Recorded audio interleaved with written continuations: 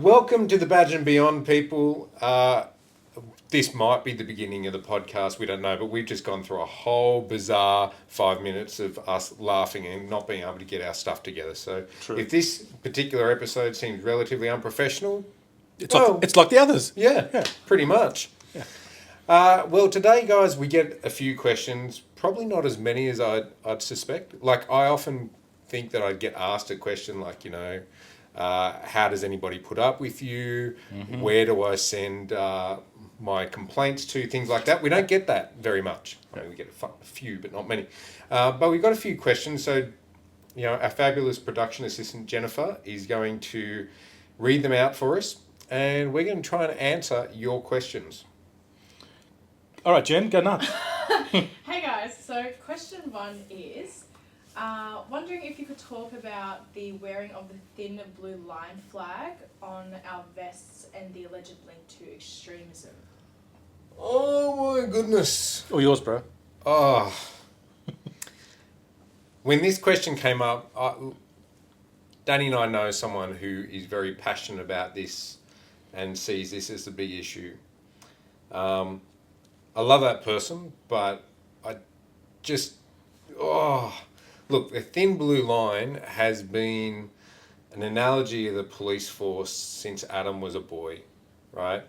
In fact, when you look it up on Google, you'll see there's a Rowan Atkinson starred in a show, like a spoof TV show called The Thin Blue Line, all about police in Britain, etc.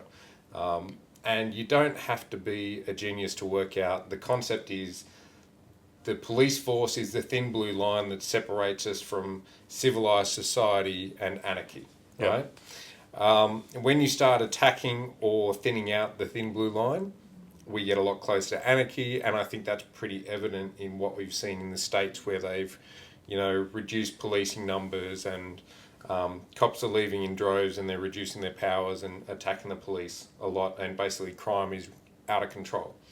So in that, for that, I'm like, yes, I don't have a problem with it. And I think if you dig a little deeper, you see that we all want to be part of a group. We all identify as being something. The thin blue line patch is really just giving cops something to identify with. It's that moral cause that they're engaged with. It's the reason why they join the police force is to protect society. Even those people that want to complain about them wearing the patch. And those people that will complain about them wearing a thin blue line patch will no doubt not think twice before they ring 000 and seek the help of police. The link is, as far as I've been able to tell, Danny, maybe you can shed some light on it. Effectively, there was a right-wing fundamentalist group in the States started using the patch or the line, the thin blue line, as their emblem. However, I think it's intelligence-based. I don't know if it's been proven as a fact. Now, having said that too, it could just be a ploy. In the States, I know that you can put, and I think you can do it over here, you can get like little stickers that have a thin blue line on it, and you put it on the back of the car, in the States at least.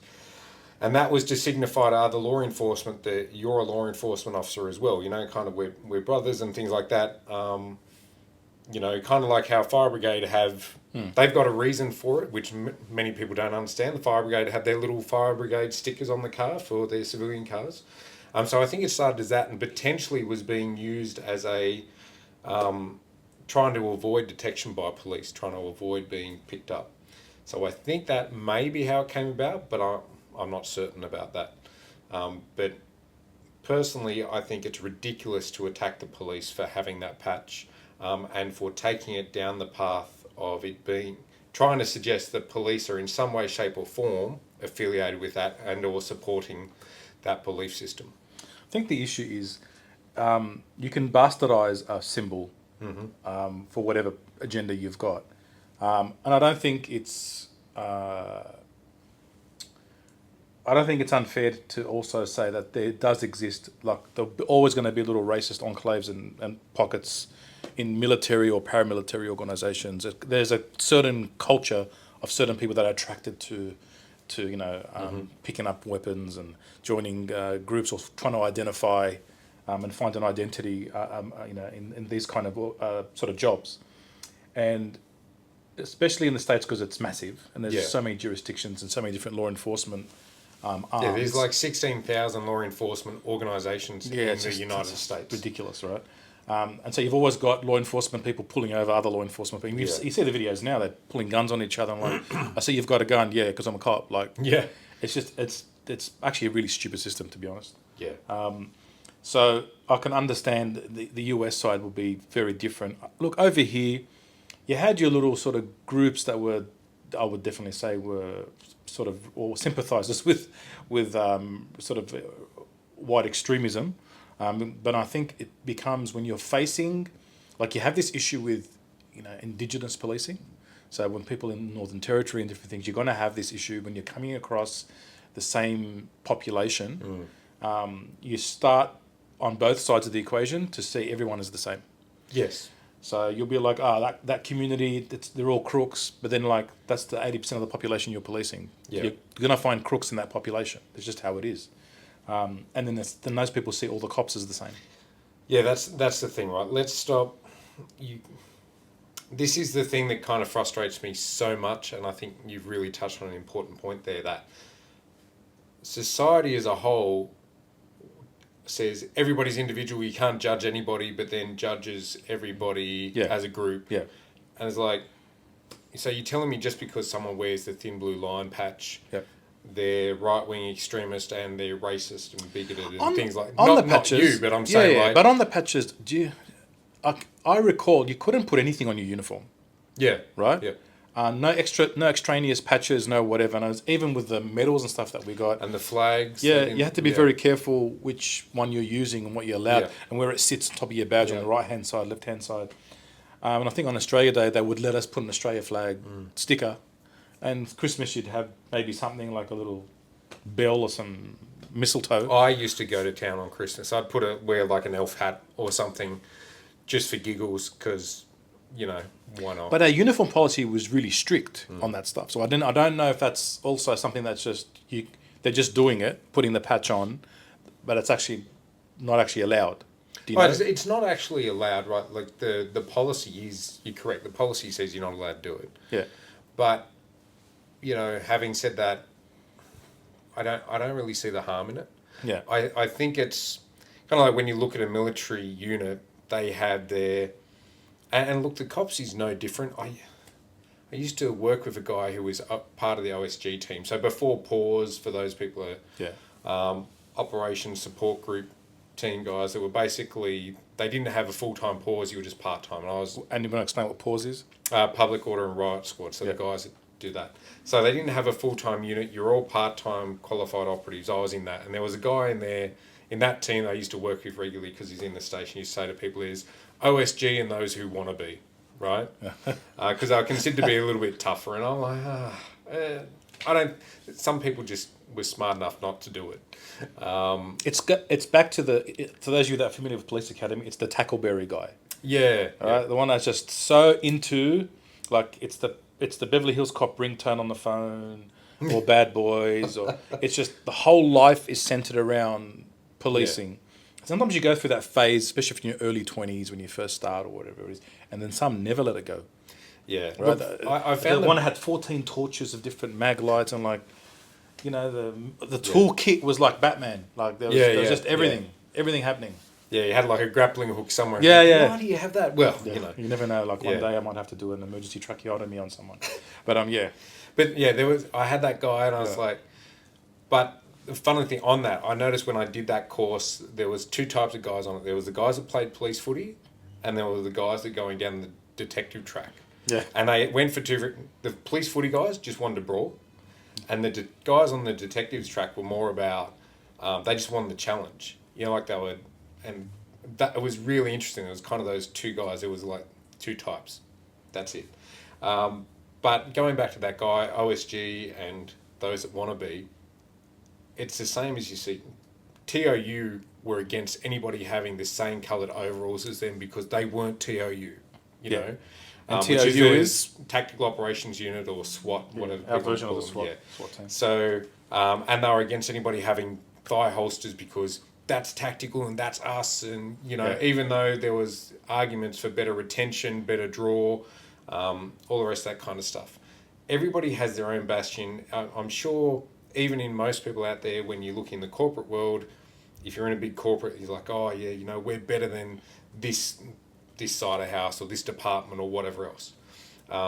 Everybody wants to be part of a group. And I think that's where it comes from in the most part. I'm not saying there aren't those people that, as we've said, in every element of society, there's people that are racists and bigots and whatever else, but to judge everybody just because of wearing the patch, I honestly had to look it up to be aware that it was even related or affiliated with anything right-wing.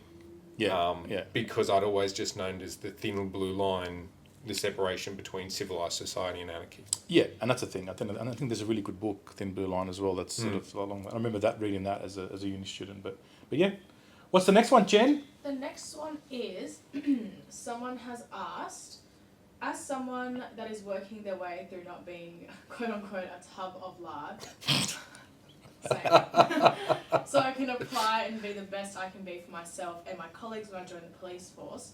What sets the difference between being a great probie and being the absolute worst probie? I like that Ooh, question. That's a really good question. I like the fact they've done their self-analysis to say, what, maybe I'm not quite ready yet. Yeah. I think already you're ahead with having the right attitude. The fact that you want to improve yourself and seeking to excel, definitely the mindset's a big tick. So I already think you're ahead in that space. I think there's two sides of this. I mean, I think there's the physical side. Yeah. What are your thoughts on like your health and fitness? I think we're the same on the health and fitness. Yeah. If you go down to the academy and you're just passing the minimums, go back home and wait. I think I remember when we did our very first assessment, there was a lady there who'd been a school teacher and joined the cops, and she was kind of middle-aged, and she barely scraped through to the minimum on the beep test. I was like, what are you doing? These are not like hidden values. You know that you've got to get over 7.5 or something on the beep test, which is not overly hard, right? If you're not at kind of 10, like high 9s or 10, really go back and keep training. I think the sit-ups were something stupid, like you only had to do 5 or... It was levels, right? Levels, yeah. There's different levels to make it harder and push-ups and things. You should max that out. They publicise what they are. And if you max it out when you do your first assessment, I remember they graded everybody on how fit you were. So I was in one of the top classes. I think we did 3 structured PT sessions. And when each time we turned up, they looked at the class and go, oh, mate. One time we got told just go back because we didn't need to train. One time the instructor walked out, looked at the class, goes, oh, you're threw us a footy? Just play some footy or something, mate. Kick the ball around. So we did that. And I think we did 1 PT session yet.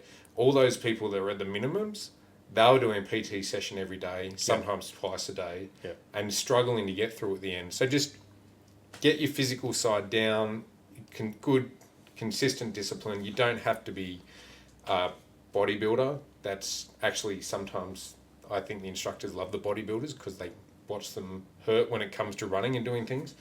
But yeah, just be physically fit. Everybody has a weakness, mind you, but do your best. Look, you got to remember, you're going to be running. Like, you're going to be chasing idiots. So at the end of the day, people will run from you, and you're expected, especially as a probie, you're definitely expected to run. Yeah. So you need to have, and remember, you're not running normally with nice shoes and sportswear, and you're running in full kit. Okay, you're adding kilos onto your waist and load-bearing vest and whatever other rubbish they have. And now. you've got to be able to talk while you run. You've got to be able to call where you're running. Yep, and you've got to know where you are. You're going to have adrenaline pumping. Yep. All that kind of stuff. So you need to have that fitness. That's really important. I agree. The bare minimum is definitely not enough. In terms of physicality, though, also I think a level of agility, a level of strength is really important. I'm a big proponent that you need to have some self-defense behind you. Big 100%. proponent. You should be doing a martial art, or at least one. Not just for the fact that you're going to be needed to defend yourself, but you need the confidence and the discipline that comes with it. Yep. The body conditioning that comes with it. It's very confronting if you're not used to going hands-on with someone, Yeah. and you don't know what you're dealing with, and you don't understand how people move, Yeah. and you don't understand the strategy behind different things, and just being very confident, your lack of confidence shows. I know by the time I was finishing my career, I just didn't get the highs and lows that I did when I was younger, because I kind of felt like I'd been there and done that. I didn't get the adrenaline dump. Yeah. I remember seeing the younger guys like, yeah, that was good. I'm like, whatever. I'm sure you were the same. But you've been there and you've done that. I've done so many martial arts that I could kind of see what skills someone had just by looking at how they held themselves. Yeah, I think the martial arts side is really important. Like I said, number of reasons. Also, it will help you with your fitness. It will help you with your strength. But it's more the psychological edge. Yeah, the confidence. Look, crooks know when you're not confident, and they will play on that. Yeah, absolutely. I think that's very important. So that's the physical side. The other side of it, for you to be a fantastic probie, here's the first thing: shut up. Right? Keep your mouth shut in the beginning. Just learn and listen. One of the big mistakes I used to find with probies is they just won't shut up. Like, you've come back in and you're thinking it's the same as your simulated assessments at the academy, and you've got all this information you want to sort of unpack. And the officers you're with that are experienced are just like, all right, that's great. It's really important that if you're quiet in the beginning and just learning, obviously you speak up if something needs you to speak up, for example. And ask questions on things you don't understand. That's what you are. That's what you use your mouth for, not to illustrate the world with your opinions on what you think policing should be in the modern age. When you've had 3 minutes in the job, I think that's a big thing, and your senior guys will respect you more if you're a bit quiet in the beginning in terms of expressing your opinion so strongly, because what happens in practice and what happens in the real world are two different things, and the on-the-job training is where you learn. Yeah. For me, there was a couple of things that were pointed out to me, I think, in my first few weeks. Every new partner I had, you have a field training officer, but the field training officer, every other person. I remember hearing, oh, you're going to have this field training officer, they're the best. First shift, I'm with some other random guy who's only just got his stripe, and I'm like, oh. But the rules were pretty simple, and it was never go against me in public, right?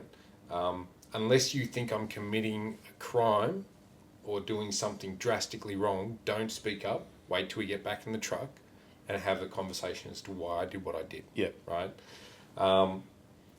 And if I'm in a fight, you better be with me. Like, you better be in. I think when you're starting out, every cop has a slightly different way, right? But just look at the guys and girls that are really good and soak up how they do it, and then try to establish relationships with everybody throughout the command, so you have an ability to be able to go and, ask them a question and see how they operate and get a bit wider understanding of the organisation. So then you can develop your own style. Yeah. You take the best of everybody around you. I mean, as a detective, I worked with really good detectives. Yeah. Which made me a far better detective. It wasn't that I was great, I just worked with people that were great. So I'd been able to soak in some of their techniques and tactics and how they spoke to people. So if you hadn't seen that before, you might think I was decent, but it was only because you hadn't seen the exceptional guys I got to work with, and girls. And, to this day, they are still the pinnacle of policing for me. Those people that you're just like, I wish I had their skill set. Yeah. The good thing about being a probationary constable is the responsibility isn't there that it is for your senior guys, and you're not expected to be leading investigations in certain areas.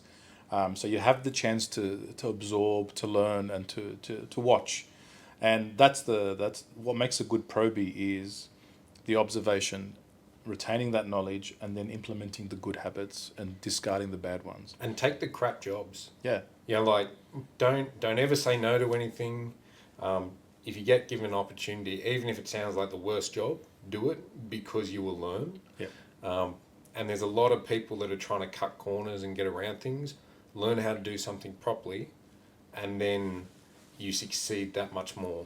And no senior officer is going to be upset with you if you're like, hey, I want to do that job. Can you just look over it for me? But I'll take it. Because it used to be in the day, I remember we'd always make a deal. I'd jump in the car with my offsider, and I hated prangs, car accidents. Like now they don't have to do all the minor ones. Yeah. But in my day, you had to do both. And so the last thing you want to do is a friggin' car accident. We're just over it. That stupid site diagrams and that was me. The most hated thing to respond to was a car accident in terms of reporting. I hated car accidents. I hated putting them on the system. It was just a lot of documenting to me for nothing, right? Yeah. And so I would make a deal. I knew the other most hated thing for most cops was doing domestics, right? So I'd be like, give me the domestics, you take the prangs. Oh, they would love that deal. No. See, that's a shit deal.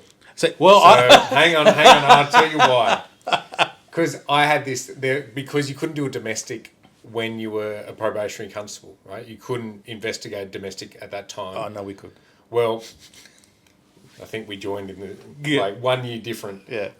So technically you weren't supposed to. In my last trimester of probationary constable time, they let you do a couple. Yeah. And I also wasn't supposed to do coronial briefs, but I But remember the stage of probate. I think if you were in that last Like session, yeah, you could. But I remember getting in a truck with this guy, and he's like, "All right, same deal. You do the prangs, I'll do the domestics. Good deal." I'm like, I'm the junior guy here. I do if that's what you want to do, fine. We didn't do a domestic all day. Every prang, he copied every single prang that came up. Everything. Oh, that's yours. That's yours. That's yours. Yeah. I think I did 10 prangs. He didn't get his notebook out once. Yeah, that's just And that's like he was just like, "Oh well, it's praying, it's yours, so I'm not even taking the other version." Yeah. Oh, no, that's a shit And I'm like, partner. yeah, he That's was just a lazy shit partner. human being, like in Yeah. that. So that was really. No, put your hand up. Be that officer that puts their hand up to take the job. You're going to get good experience. You're going to hone skills, and you're going to be that cop that people want to work with, right? Because you're definitely going to have your fair share of lazy ones. So if you're the one that's known, you don't want to be known as the lazy cop, especially at that junior. No. You don't. Two things you don't want to be. You don't want to be the coward, and you don't want to be the lazy cop. Yeah. Yep. And the other thing for me, and this is all around all cops, just integrity. Like, Yeah. don't do your best at all times, but also if you screw something up, just speak up. Yeah, own it and say, yeah, I screwed up. Yeah. If you're trying to do your very best and you've done something inadvertently or you've accidentally done something, I used to say to my troops, I can't fix what I don't know. And I can't get you out of trouble if I don't understand what you've really done. Yeah. And look, if you've done something corrupt, then we used to say that you could almost kill someone, and as long as you admitted to it, you'd probably be okay. Because there are some really dumb people in the cops. There's some fabulous and intelligent people in the cops, but you and I have seen there's a couple of people that you're not really sure how they walk and breathe at the same time. And those people manage to stay. Yeah. But if you found 50 cents on the ground and lied about it, you're out. It was almost that simple. So don't put yourself in a bad position there, and just be open and honest. And people will respect you that much more because they're used to being lied to. They understand that people do it all the time, so they respect it when you own it and have that level of honour that goes with it. Yep. So I think that's a really important point. Yeah. Great question. And the third question is, I'd like to hear your thoughts on women in police. So obviously policing is a male-dominated workplace and involves dealing with a lot of violence. Female guards excel in de-escalation but are rightfully logically unhelpful in violent situations. They're just wondering what your thoughts are on that. So that person's obviously in security by the sound of it, or doing security. I don't know. I've got stories of both men and women that have sucked in a physical confrontation. Yeah. I don't agree with the, women can't or aren't any good, because I've seen both sides. Yeah. Yeah. Like, for me, I remember I went to a job. We were backing up a sergeant, and I pulled in. I had a female. So I was a senior sergeant. Had a female sergeant with me in a proactive crime team. Went to back up a sergeant. This guy in the middle of the street doing the bolt cutters, like, oh, he's got his shirt off, and he's like, oh. I was like, okay. We had a fairly good team on the. I think we had like 4 cars for the proactive unit that night. There was some operation. So me and the other sergeant rock up, and she's, kind of much smaller, but been around, but lots of gusto. And as I pull up, the supervising sergeant, the uniform guy, pulls right back up. And I'm like, mate, I can't get out. You're too close. He's like, I know. Like, what are you doing? He says, I'm not getting out. Look at that guy. And I'm like, same as, we were talking just before about martial arts. I'm like, I look at him. I can handle him. Like he's a bit drug stuffed, but I know how to throw down. There's 3 of us. Let's go. No, we need a huge team. Oh, jeez. Well, of course, all my team are like, I got one guy that does BJJ and another guy's into boxing. Like, everybody's like, game on. We end up with like 10 cops there. And then what happens? Everybody's just standing around him while he's got his back to the wall and he's still doing the bolt cutters and talking like just garbage. And it still ended up just being me that dropped him at first until everybody piled on. But the point is, it didn't take 10 of us. Yeah. And even at the end of it, there wasn't 10 of us. There was really only 3 of us. Yeah. But there's that cop, overweight, middle-aged, shorter, didn't have the confidence, right? Yeah. The 3 of us could pull it off. I've had girls that were just amazing. Their capability was, they may not have been big, but they had the spirit. So, and I also saw guys that locked themselves in the truck.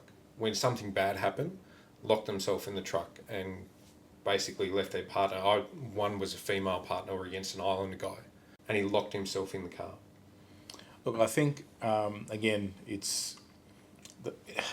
take away the physicality of stuff. I think... I'm not really sure the ratio now between male to female in policing, because towards the end of my career, definitely my team was easily 50-50, if not more on the female side in some areas. Yeah. So definitely a lot more women in the force than there used to be. And, mate, investigations-wise, I would tend to go look for the female investigators every time in certain areas, especially because I was in the domestic violence unit. Mm-hmm. And the female detectives that I would refer to were amazing investigators. But in terms of general duties and look, when you're working at busy stations that have high violent crime, there's no room for anyone, regardless of your gender, that's not going to jump in. And so also confidence breeds confidence. Yes. So if you work with good people, they'll kind of help lift you. And so you also have a bit of responsibility if you're working with someone who's a bit hesitant. Mm-hmm. They see that you're confident. Don't worry, we'll take this. Is what we'll do. And it's also about talking it out. I would do that many times.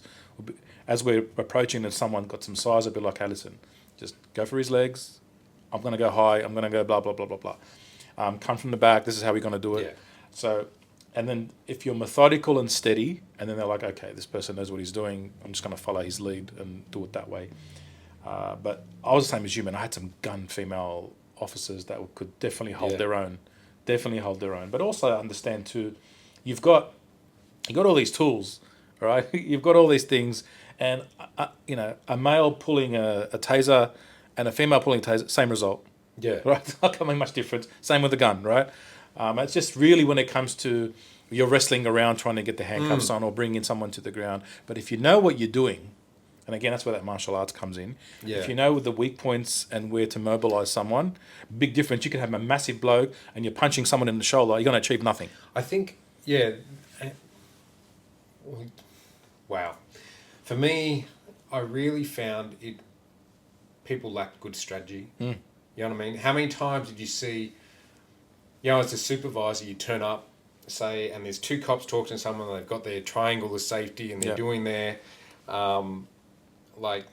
bladed stance and all the rest of this. And it's not, you can see the guy getting agitated. And I would start around here and I kind of assess the situation. I used to just walk around the back. Yeah. And I know people are like, oh, but if there's a firearm, well, the thing about it is I can take him down by the head and the throat if I need to at any point in time. the fact that I'm behind him, he's now got 3 points that he has to defend against, and he's not going to get all of us.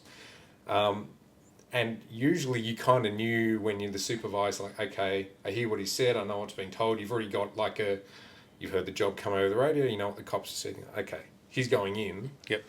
And when they tell him, when he arcs up, well, be preemptive. When you're talking about that strategy, say in a security environment, the bloke will distract them. It's your job to work with your team to get the female to come around behind and take that advantage, you know. A foot in the back of the knee. I'm not talking about on the side of the knee. I'm talking about, but just to drop their posture a bit, Yep. grab them by the shoulders, pull them down, if that's what you need to do. Honestly, when I was rostering or sending car crews out, I was quite happy with a male and female on a crew. Yep. Because I felt like, as the person said when in their comment, you know, females are very good at de-escalating. But I've also found some people will not talk to a female, and they'll only talk to a male officer, no matter the rank. Yep. And some people just won't talk to a male. Yeah. You've also got the drama of sometimes overcompensating. Yeah. So where it doesn't need to be a loud screaming match, you know, I've had female officers that just screaming off their head. Yeah. You know, because I think they feel like they have to sort of do a bit extra, and I understand it. I mean, I can't put myself in the shoes of a woman and know what that feels like to have someone who's always sort of physically more intimidating or stronger and all that kind of stuff. So we've got to understand that too, because we never think that way as men. But definitely there are, as you said, there are men who've had that same situation where the guy's much bigger, looks more imposing, and you don't want to look like an idiot in front of the other cops as well. Like if you're not going to, because it's worse to go in and get smashed. Oh yeah. That's what you're thinking, Yeah. right? You get in there and no, right? There's nothing worse than when you think you've put your best shot on someone and they just shake it off and and just look at you like, what was that? Yeah, Like, really? oh, this is gonna hurt. You're grabbing the wrist, and he's like, next, like. So you need to know what you're doing, and that's the thing. Look, the training at the academy and your ongoing officer survival skills, that's okay, right? But it's bare minimum. It is bare minimum, And it's way too politically correct and written or approved by people that really haven't played in the field. Yeah. I'm not saying the DEFTAC instructors. I'm saying they've got to get it past corporate or someone else, and they're like, oh, well, you can't do this and you can't do that. And like, look, primary, advised, non-advised strike zones, all the rest of that crap, that goes out the window when you're fighting hard. Yeah. And I think I had an entire shift of GDs trying to get one guy on ice into the back of a truck, and it took us 20 to 30 minutes. Yep. It was that bad, we shut down Canterbury Road to do it. Yep. It was just, and we knew it was going to be on from the beginning. It was what we call the blue octopus, when everybody's hanging on and the guy's throwing you around. Yeah. But it is what it is. But that's that point of, you've got to train. You've got to. I worked with a guy that was a big guy, right? In my last command, and bearded guy. He looked the part. I remember we went to a brawl in the middle of Coogee, and there was like two groups of guys, and I got them all up against the wall, and one of them confronted me, and I put him back into the wall. Let's put it that way. And at the end of it, this guy's like, "Oh, geez, sir, he was a big guy," and I'm like, I hadn't really noticed.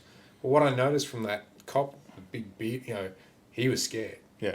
And I saw him in a lot of other interactions because I hadn't really worked with him much. I'm like, you're scared, and it shows, right? You need the confidence. You need that edge. It's got so much more to do with confidence, and that comes from training hard and being physically fit, and also just, having experience. Yeah. I saw with the introduction of tasers and OC spray and all the rest of that, as that developed, cops became a lot more reliant on OC and tasers. Yeah. Whereas when I started exactly where I was out, going. and I think people don't understand Yep. how frequent, when you and I started, you punched on every day. Yeah. Like, you never had a day in uniform where there wasn't a tussle. Yeah. It was always, someone said to me, oh, but how often would you use your handcuffs? I'm like, every day. Yeah. Like, Oh, guaranteed. what do you Especially mean? night shift, guaranteed. Yeah, everybody's, they're like, oh, but no, I'm like, no, your job is to go out there and you lock up multiple people a day, and they all went in handcuffs, and there's a lot of people who go, fight me for it. Remember, this lockout laws all came later. Yeah. All right. Yeah. So licensed premises in your command. Oh, yeah.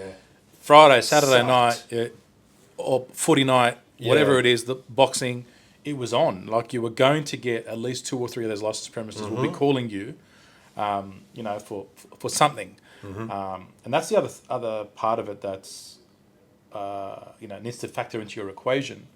That when you're tussling is they're inebriated, like they're under the influence of alcohol or drugs. They're not responding how a normal human responds to pain stimulus, right? Yeah. So they got a level of tolerance that they can cop a couple of hits. So you're not there to get sometimes pain compliance. You need to incapacitate. So you got to you got to know what you're doing. You need, and actually from a martial arts standpoint, I often say to people, people get stuck in the kicking and the punching, but you need to have a good understanding of what is termed sometimes in the arts or amongst practitioners as drunkle.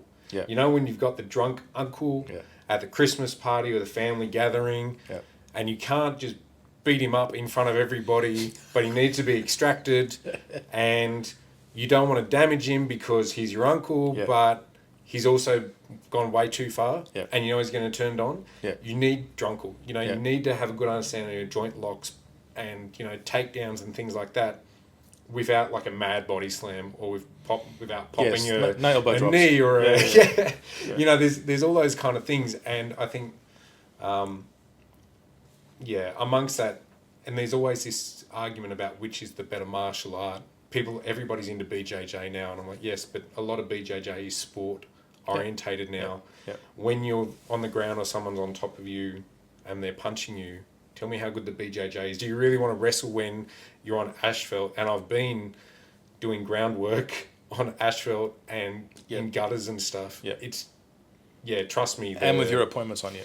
Yeah, and you're trying to protect digging the into gun the kidneys, great fun.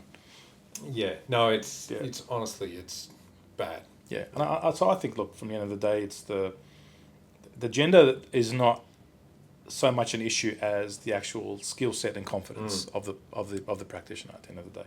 If you want to be a professional, if you want to be a professional in that security law enforcement industry, your job is to be physically fit, is to be able to handle yourself, have that confidence, but also I will say on that one last point on that, how many guys can't de-escalate, have terrible communication skills, and just want to be, I'm all about the size, and you ever had that guy where you're trying to like de-escalate and they're ramping them up? Yep, every time. Oh, it's a skill set, work it. Like just be as proud of your skill set to be able to talk someone around as you are about your skill set to be able to dominate and win a tactical circumstance. I remember definitely my first 2 years at Bankstown.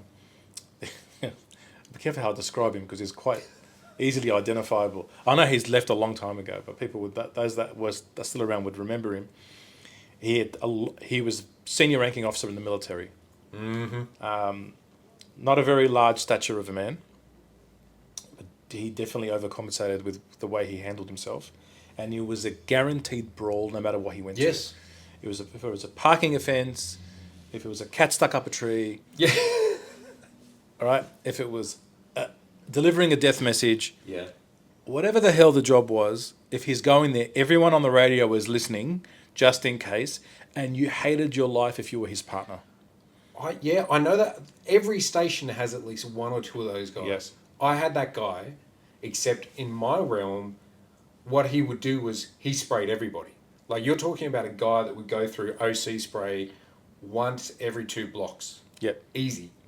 And you get those runs where you're just stuck with that guy because they're at a certain seniority and you're at a certain seniority.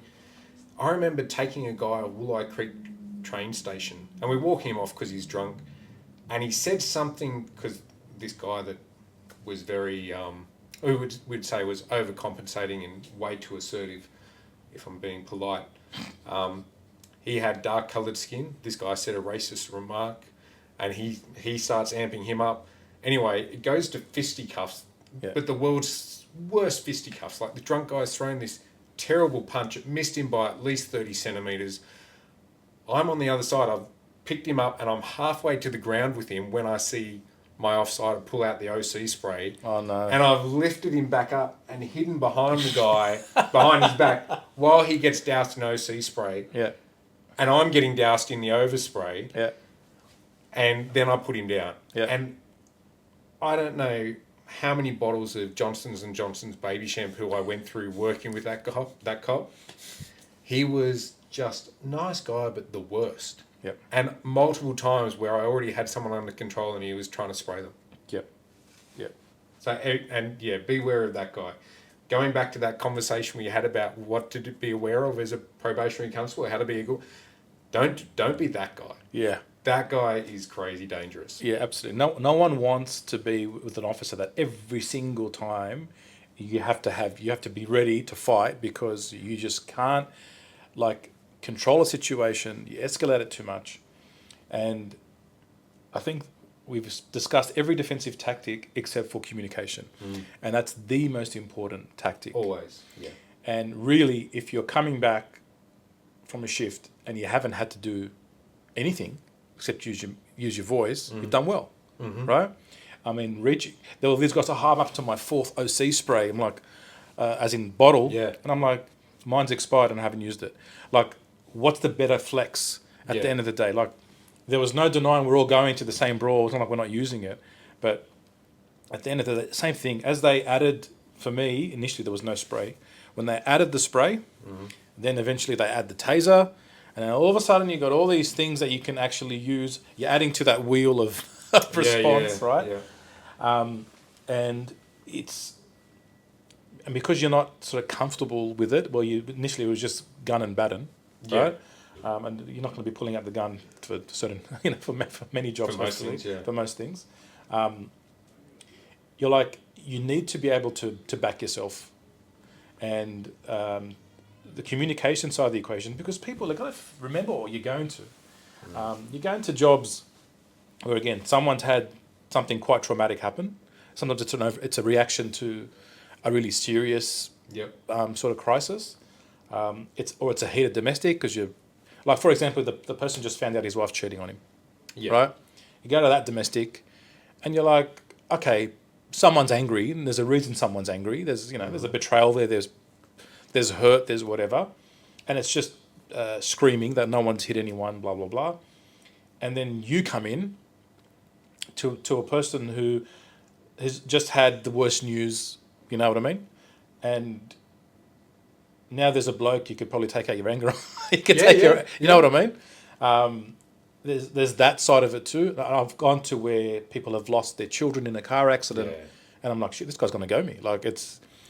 And you understand too, this person's not in the right frame of mind, and nobody wants to be in that situation. So sometimes humans will respond on pure emotion, and you have to be ready to deal with that. And there's no rhyme or reason sort of for it sometimes, and you got to be ready. But I think the communication with good discipline and training, that's what separates the good cops from the great cops. Yeah, absolutely. Well, they were really good questions. Thanks, guys. Keep those coming. And hopefully Anthony and I have done some level of justice to those questions. And feel free to send your complaints to Danny at... No. But can we take this moment to acknowledge and really appreciate our wonderful sponsors, IC Technology, at ictechnology.com.au for all things managed IT. And Precision Integrity Services, who can be found at privateinvestigatorsydney.com.au. Thanks, guys. See you next time. Peace out.